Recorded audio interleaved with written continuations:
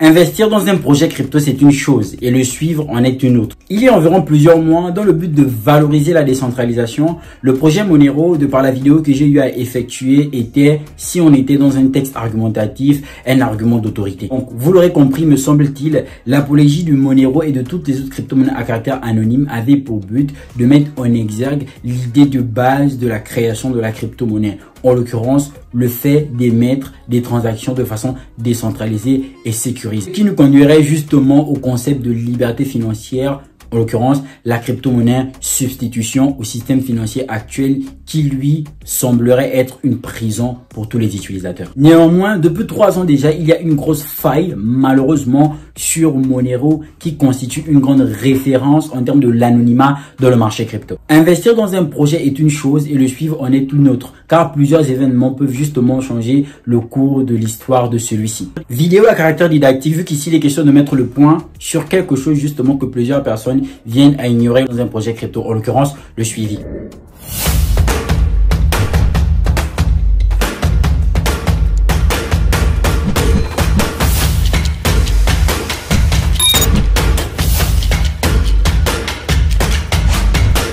Bienvenue sur les crypto. Ici, je te parle du crypto-monnaie de façon générale, de tout son apport dans le secteur économique. Si c'est une thématique qui t'intéresse, t'as bien vouloir t'abonner en activant la cloche de notification pour ne rater aucune prochaine vidéo. Enfin, j'ai un canal privé Telegram dans lequel je partage pas mal d'astuces et stratégies pendant toute cette période de bear market avec des projets à fort potentiel. Si tu veux bénéficier de tout ceci, il suffit de t'inscrire en cliquant sur le lien en barre de description. Comme si tu veux faire partie de la communauté Blitz Crypto, tu peux cliquer sur le lien en barre de description pour rejoindre le groupe public Telegram. On regarde la chronologie des événements dans le marché crypto. Pour moi, cet article est tout sauf un hasard et vous allez le comprendre durant la vidéo. Monero, une faille expose l'anonymat des utilisateurs pendant 3 ans, 3 bonnes années. Les développeurs principaux de Monero ont alerté la communauté. La crypto-monnaie anonyme souffrait d'une faille depuis 3 ans, avec jusqu'à 6% de transactions touchées, au point d'abîmer la réputation dont le XMR jouit auprès de la communauté. Pas si sûr. Important pour nous de bien comprendre la portée ou bien l'enjeu de ce genre de nouvelles. Monero, l'anonymat à tout prix. Alors j'ai déjà fait une vidéo où je vous expliquais concrètement ce qu'était le projet Monero, comment est-ce que ça fonctionnait. Bien évidemment, si vous voulez avoir plus de détails sur le déroulement, le fonctionnement, je vous suggère de la regarder. Elle avait fait environ, je crois, 1000 vues, pas mal. Monero, l'anonymat à tout prix. Monero XMR, une crypto-monnaie emblématique de l'écosystème, ça c'est sûr. Robustesse, fiabilité et confidentialité inviolable. Oui, Monero est anonyme, contrairement à Bitcoin qui est pseudonyme. En gros, on va dire que c'est encore plus silencieux, plus décentralisé que Bitcoin. Vraiment pas de traçabilité. Sur Bitcoin, on peut avoir une traçabilité, mais sur Monero, c'est pas possible. On peut pas savoir qui émet, qui reçoit, quelle quantité a été émise, quelle quantité de jetons a été reçue. Voilà les ingrédients qui font de XMR une devise particulièrement populaire auprès des défendeurs de la vie privée, en l'occurrence les cypherpunks. Depuis 2014, Monero place l'anonymat au cœur de son projet, au point que le Monero est parfois considéré comme le vrai Bitcoin. C'est pas abusé, c'est réel. Cette blockchain open source est véritablement anonyme. Elle se distingue ainsi du Bitcoin qui est simplement pseudonyme, disais-je tantôt.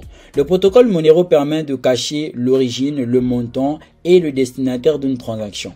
Un véritable cauchemar pour les autorités étatiques qui redoutent de ne plus pouvoir tracer les transactions.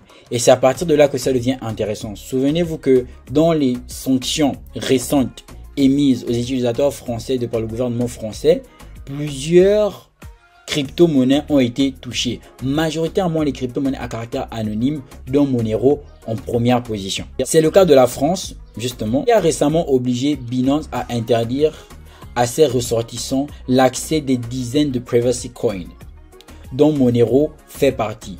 Une interdiction qui n'empêche pas XMR de s'échanger en peer-to-peer sans passer par les exchanges. Au sein des privacy coins, Monero fait donc figure de mastodonte. Avec une telle réputation, l'annonce d'une faille d'une confidentialité a de quoi faire vaciller la confiance de la communauté. C'est clair. Et pour cause, certains utilisateurs jouent parfois leur vie.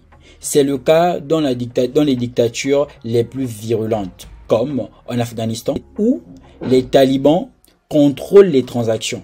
Malheureusement, même les protocoles cryptographiques les plus robustes ne sont pas infaillibles. Oui, c'est important de le préciser. Même les protocoles qui ont une grande technologie ne sont pas infaillibles. Personne n'est invulnérable.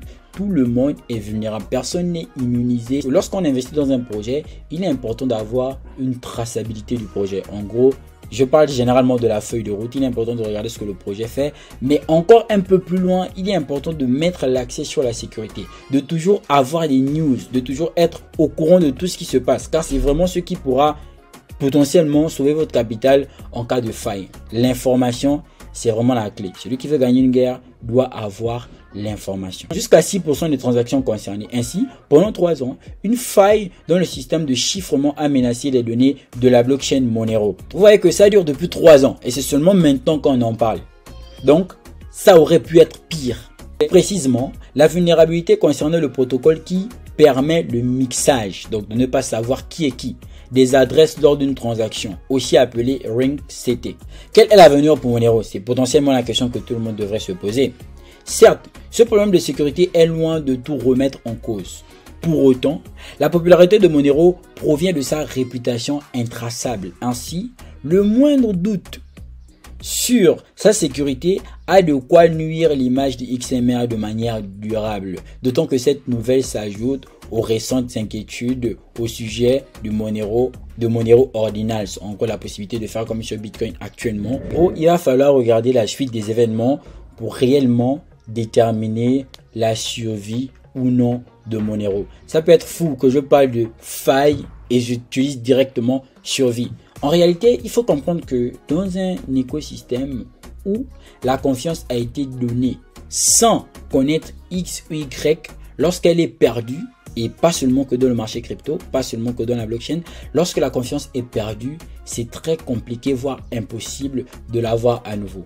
Le cas en espèce, c'est potentiellement celui de Terra Luna Classic, qui justement, après plusieurs tentatives, lorsque le projet est mort, ça s'est soldé par un échec de plus. Car la confiance est une chose que lorsqu'elle est brisée, on ne peut plus la voir avec la même intensité qu'autrefois. Par conséquent, ici, j'espère vraiment que pour le cas, ce ne sera pas un cas visant vraiment à faire en sorte que Monero soit réduit à rien. Et puis, il faut aussi de constater que là, il ne s'agit pas que de Monero. Je ne sais pas si vous réalisez l'impact ou bien l'ampleur de la chose. On parle ici de la survie de la décentralisation. Oui, car si Monero tombe, c'est catastrophique en fait. Je ne sais pas comment le dire avec un vocabulaire ultra méga intriguant, mais ce sera tout simplement pas intéressant. Et lorsqu'on va regarder les mois passés ou bien les années passées, il y a une grosse pression sur tous les protocoles visant à être décentralisés.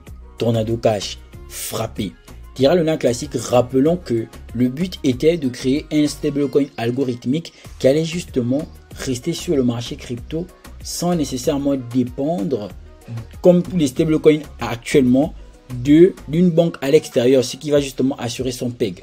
Bref, une fois de plus, aussi le projet est tombé. En gros, tous les projets qui visent à parler de décentralisation sont sanctionnés et fort est de constater qu'on est en train de rentrer dans une concrétisation d'illusions de décentralisation. J'ai fait pas mal de vidéos où je parle de légion de la décentralisation et j'ai évoqué plusieurs projets, notamment des projets relatifs au top 50.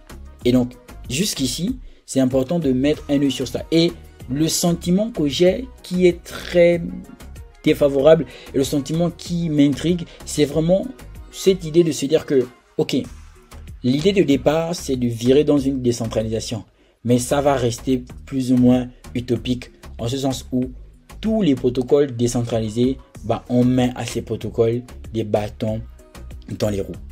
Et vraiment, il va falloir vivre pour voir l'avenir de la crypto-monnaie. Ce serait vraiment triste et malheureux qu'au final, on ait tous les atouts de la blockchain, mais de façon centralisée.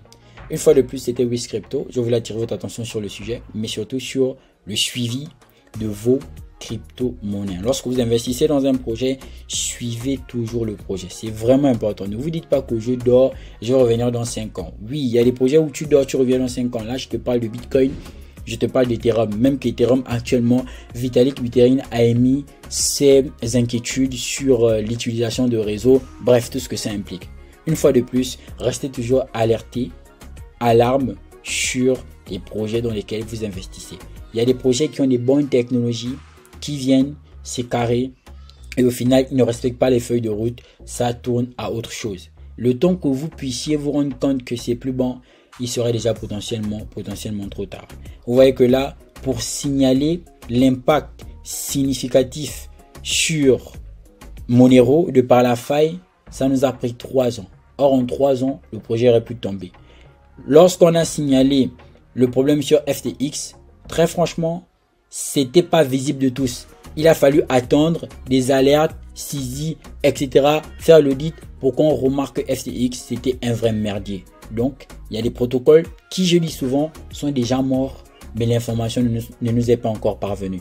Il est toujours important de chercher. Je sais pas, cherchez toujours, faites le lien, faites des analyses. Essayez de rester toujours lucide et de faire en sorte que vos fonds soient safe. C'était WizCrypto. On se retrouve très bientôt dans une nouvelle prochaine vidéo. Peace out.